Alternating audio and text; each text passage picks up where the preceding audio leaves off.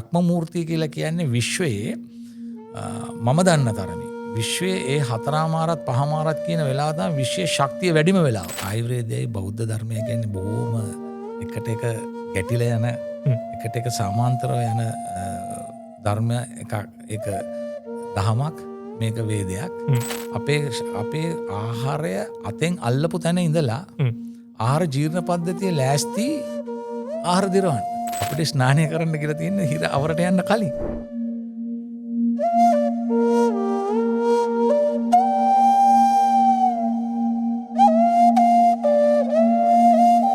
පහුගිය දවස්වල මේ අපේ YouTube channel එකට ආපු ප්‍රශ්න ටික බලනකොට මේ ගොඩක් දෙනෙක් අහලා තිබ්බා කොහොමද නිරෝගී වෙන්නේ? කොහොමද අපි නිරෝගීකම දිගටම පවත්වාගෙන යන්නේ? ડોක්ටර් හොඳ ප්‍රශ්නයකින් ඔන්න අද දවසේ පටන් ගන්න පුළුවන් අපිට. කොහොමද කැමැතිම මාතෘකාවක්. කොහොමද නිරෝගී මිනිසෙක් බිහි කරන්නේ? right. අපි ගත්තොත් හෙළවෙදකම හෝ ආයුර්වේදයේ මූලිකම සංකල්පය තමයි නිරෝගී පුද්ගලෙක් කොහොමද බිහි කරන්නේ කියන්නේ. එතකොට අපි මේ වෙදකම් දෙකේම කියලා තියෙනවා නිරෝගී පුද්ගලයෙක් කොහොමද හදන්නේ, රෝගී පුද්ගලයෙකුට කොහොමද ප්‍රතිකාර කරන්නේ. එතකොට පළවෙනිම දේ අපේ වෛද්‍යවරයෙක් සතු එකම දේ තමයි රෝගී නොවන පුද්ගලයෙක් හදන්නේ කොහොමද කියන්නේ. එතකොට ඕකේ තියෙන ස්වස්ථතාවය කියලා. ස්වස්ථතාවය කියන්නේ නිරෝගී පුද්ගලයා වෙන්න නම් මොකද්ද අපි කර යුතු දේවල්. ඒකෙදි උගන්වනවා ආයුර්වේදයේ හෝ හෙළවෙදකමේ මිනිස්සෙක් උදේ අවදි වෙන වෙලාව අවදි වුණාට පස්සේ මොනවද කරන්න ඕනේ, ඊට පස්සේ කොහොමද නිින්දට යන්නේ කියන. අපි මුලින් ගත්තොත් උදේ අවදි වෙච්ච සෙනකින් ඒ මිනිස්සයා මොනවද කරන්න ඕනේ දේවල් කියන ටික කියලා තියෙනවා. ඒකට කියලා තියෙනවා සිසිල් ජලය පානය කිරීම. හරි.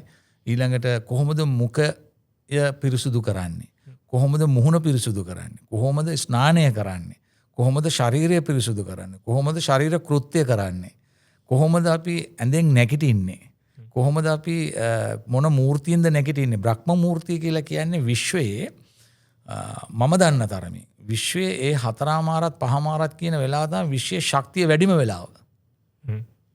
හරි. විශ්වයේ ශක්තිය වැඩිම වෙලාව. ඒ වෙලාවට තමයි අපිට අවදි වෙන්න කියලා කියන්නේ. ඒ කියන්නේ සූර්යයා නැගගෙන නැගගෙන වෙලාව.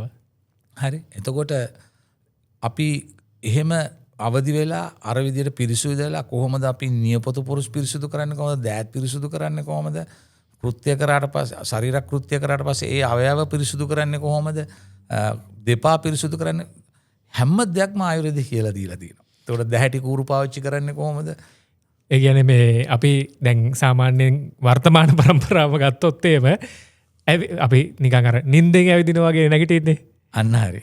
ඇකිටලා ඉවර වෙලා අපි දත් මදින්නෙත් නිකන් නිින්දෙන් වගේ. අපි හැම දෙයක්ම කරන්න ඕනේ මේ ආයුර්වේදයයි බෞද්ධ ධර්මය කියන්නේ බොහෝම එකට එක ගැටිලා යන එකට එක සමාන්තරව යන ධර්ම එක දහමක්, මේක වේදයක්. එතකොට ඒකේ කියලා තියෙනවා සතියෙන් කරන්න ඕනේ කියලා. සතිය කියන්නේ මොකද? සිහිය. අපි දත් මදිනවා නම් දත් මදිනවා කියන මේකෙන් මම දැකලා තියෙනවා ගොඩක් අය දත් මදින්නේ පාරට ඇවිල්ලා. හරි. කායික හරි කතා කරා. එහෙම බෑ. මොකද මුඛ සෞඛ්‍ය කියන එක ඉතාමත්ම වැදගත්. මොකද මුඛය කියන්නේ මොළයට ඉතාම කිට්ටුවෙන් තියෙන ආයතන තියෙන ස්ථානයක්. එතකොට මොළය, කන, නාසය, එතකොට මුඛය කියන්නේ මොළයට කෙලින්ම විවෘත වෙච්ච ස්ථාන. සිග්නල් ළඟම තැන්. එතකොට අපි ඒව කොහොමද? හොඳ ප්‍රශ්නයක්. තවම එකක් මතක් වෙනවා. අපි කොහොමද කම් පිරිසුදු කරන්නේ? අපි කොහොමද ඇස් පිරිසුදු කරන්නේ? අපි කොහොමද නාසය පිරිසුදු කරන්නේ? ඒ හැම දෙයක්ම කියලා තියෙනවා ආයුර්වේදයේ. හැබැයි ඉතින් ඕවා මං හිතන්නේ දැන් මේ ජෙනරේෂන් එක නෙමෙයි, සාමාන්‍යයෙන් 70න් උඩ ජෙනරේෂන් එක අපි ඕක ටිකක් හරි අහලා තිබ්බා. අපෙන් උඩ ජෙනරේෂන් එක 50 40 වගේ ජෙනරේෂන් එක ඕවා පිළිපැද්දා. එතකොට නාන්න ඕනේ අපි ලිඳකින් නානවා නම් බාල්දි කීයක් නාන්න ඕනේද කියන එක. දැන් ඇත්තටම මෙහෙම මේ ලිඳකින් නානවයි කියන concept එකක් නැහැ නේද? ලිඳකින් අපි නානකොට නිකන් හිතලා බලන්න අපිට හොඳ වතුර ප්‍රමාණයක් හිසට වැටෙනවා. ව්‍යායාමයක් වෙනවා. එතකොට නාසයට නස්නයක් වෙනවා. වතුර යනවා. ඊළඟ නස්නයක් වෙනවා. මේ හැම දෙයක්ම වෙනවා. නමුත් දැන් ඉතින් වතුර මලක් යට ඉඳගෙන අපි නිකන් ගිහිල්ලා කපුටු නානවා වගේ පොඩ්ඩක් ඔළුව අල්ලලා එනවා. ඒ කියන්නේ කාර්ය බහුලත්වය තමයි. හැබැයි ආයුර්වේදයේ කියන එකම දේ තමයි මේ හැම දෙයක්ම කරන්න ඕනේ සතියෙන්. එතකොට අපි දැන් මේ කතා කරේ අවදි වෙන එකනේ. ආහාර පාන. ආහාර හා විහරණ. ඒ කියන්නේ ආහාර සහ විහරණ ගති පැවතුම්. ඒවා කොහොමද? දැන් ඒ දවස්වල සීතකරණ තිබ්බේ නැහැ.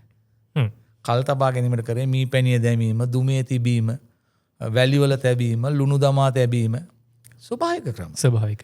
අද බලන්නකෝ අපි කාර්යබහුල අම්මා උයලා සතියෙම කැම ටික දානවා ඩීප් ෆ්‍රීසර් එකට. අරගෙන රත් කළා කනවා. රත් කරන කනවා. ඉතින් ඒකෙන්ම තේරෙනවානේ අපේ ආහාරයේ තියෙන ගුණේ නැති වෙනවා. ආහාරවල තියෙන වෛරස් බැක්ටීරියා වලට තියෙන ක්‍රියාකාරීත්වය වර්ධනය කරගන්න වෙන කාලය වැඩි වෙනවා. ආහාරවල තියෙන ගුණාත්මකව එහෙම් පිටින්ම නැති වෙනවා. හැබැයි අපේ පැරැන්න කෑවේ එවෙලේ ගත්ත දේවල් එවෙලේ කෑවා. වත්තෙන්ම හදා ගන්නවා. හදාගත්තා කෑවා. එතකොට ඒගොල්ලෝ වැඩි මස් මාළු ලොකුවට අනුභව කරේ නැහැ. මොකද මස් මාළු අවශ්‍ය නැහැ අපිට ප්‍රෝටීන් එකකට ගන්න. කේල් මුව, මුරුංග වගේ දේවල්. එතකොට තව කොච්චර ආහාර තියෙනවද අපිට ඒ වගේ දේවල් ඇඟට ගන්න. එතකොට කොස් පොලොස් කියන්නේ මීට්. වර්ජින් මීට් කියලා කියන්නේ මොනවාද මෙවට මොනවාද පොලොස් වලටයි කෙහෙල් මුව වලටයි.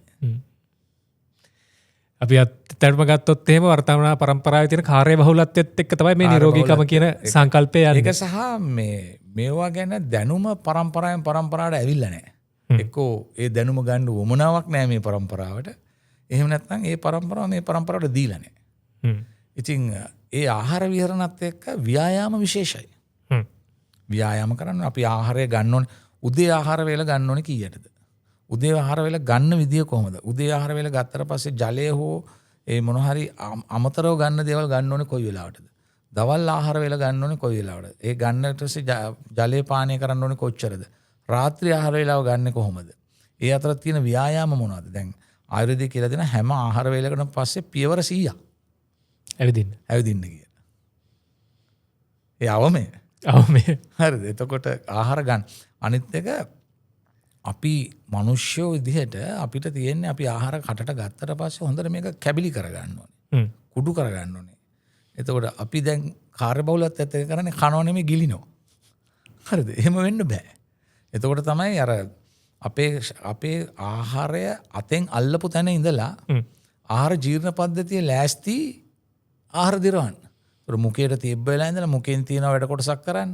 ඊට පස්සේ මෙතනින් ගලනාලෙන් ගිහිල්ලා ආමාශගත වෙලා ඒවා වෙනකොට අරයා ලෑස්තිය ටික කරන්න. නමුත් අපි එකපාරටම ගිල්ලොත් සහ අනිත් එක තමයි අපි කරන භයානකම දේ තමයි දරුවන්ට අර එහෙම එක්ක රූපවාහිනිය ඉස්සරහා තියලා නැත්නම් හෑන්ඩ් ෆෝන් එකක් අතර දීලා ළමයාට කවනවා. ළමයා දන්නේ නැහැ මේ මොනවද කන්නේ කියන එක.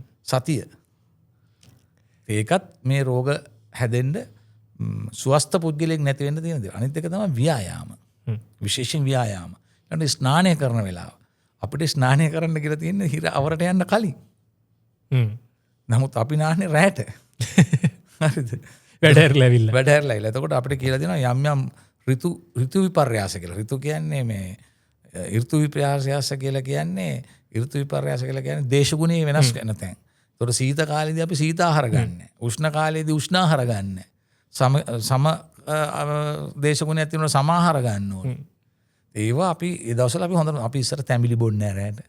දැන් තියෙන්නේ කූල් තැඹිලි. තැඹිලි එකත් කූල් කරලා. ඉතින් ඒවා ඇත්තටම අපිව රෝගී තත්ත්වයට පත් කරන ස්වස්තියක් නැති කරන එක තමයි වෙන්නේ. දැන් ඔය කතාවත් එක්ක මතක් වෙච්ච එක දැන් අපිට එන කමෙන්ට් තියෙනවානේ ડોක්ටර්. දැන් ඔය නාන ප්‍රශ්නේදී දැන් සමහරලාට කමෙන්ට් එකක් වැටෙන්න තිබුණාන්. අනේ මම නම් වැඩ ඇරලා බයි නාන්නේ මං මේ හොඳට ඉන්නේ. ඔව් ඉතින් එහෙම වෙන්න පුළුවන් අපේ ශරීරයේ තියෙන ප්‍රතිශක්තිකරණ හොඳට තියෙන තාක්කල්. හැබැයි ඒක වරදින්නත් පුළුවන් වෙලාවල් තියෙනවානේ. මොකෝ මේ අපි දැක්ක පහුගිය දවස්වල රීල් වලට ඒ වගේ කමෙන්ට් උත් ඇවිල්ලා තිබ්බා. ඔව් ඉතින් ඒක තමයි මං කියන්නේ. ඒක තමයි දැනුමේ තියෙන ඇත්තටම ඒක අපි වෛද්‍යවරු විදිහට ඒක අපි පුළුවන් තරම් මොන කමෙන්ට්ස් අපිට ආවත් අපි පුළුවන් තරම් දැනුවත් කරන්න. මේක එක්කෙනෙක් එහෙම කිව්වට අපි බහුතරයක් ඒක පිළිගන්න පුළුවන්. ඒ කියන්නේ අර ડોක්ටර් හැමතිස්සෙම කියනා වගේ අපේ ශරීරයේ අර මූලික ත්‍රිධාතුව තියෙන එක එක මට්ටම් වල. ඒක සමව තියාගන්න කල් අපි හොඳින් ඉන්නවා. අසමාන වෙච්ච ගමන් අපි ලෙඩ වෙනවා.